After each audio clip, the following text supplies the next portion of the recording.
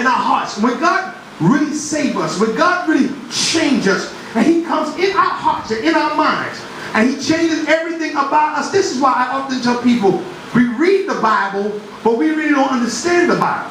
We read the Bible, but we don't let it apply into the very areas of the core of our minds and of our lives. Because the Bible says, if our heart condemn us not, then we can have confidence towards God, and God is greater than our hearts. If God is greater than our hearts, why are we still holding on to our way and doing our own thing? Again, a lot of us, we come to church, only time we come to church is on Sunday.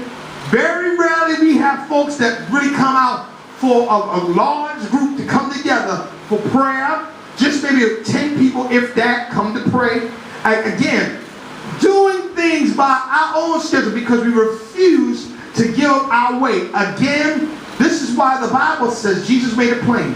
He said, listen, love the Lord thy God with all thy heart, with all thy mind, with all thy soul. And the last thing He said, love your neighbor as yourself. Again, if you love God, and the Bible says, he that hates his brother without a cause is what? A murderer. And then the Bible said, if a man should also shut his bowels of compassion, the love of God dwelleth not within him. So again, if you are a friend, the love of God, again, do things with no strings attached. Do things without making no plans. And again, God does not like usury. God does not like plotting and planning and demising. God does not deal in that. Truly, when you're truly saved from the heart, you can always tell a really person that's really saved and loves God from someone that's just saying, I love God. Because, don't you know why? Because true love comes, and if you read again, 1 Corinthians, the 13th chapter, it says, the child is born in not itself, it's not puffed up, and seated not its own. It goes into detail. He said, faith, hope, and charity, and the greatest of these is charity. He began to go into detail that tells, okay, all these hinge on the love. If you love me, if you're trying to please me, and doing what I say do, you're not an enemy.